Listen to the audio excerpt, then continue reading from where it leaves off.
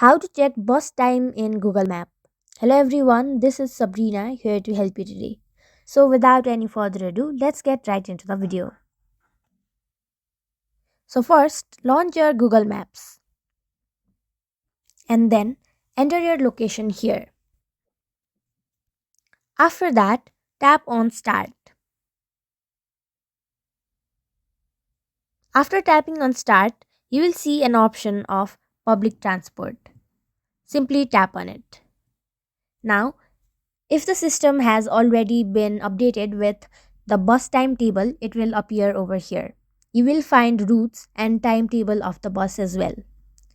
Since this is not feasible or viable in my region,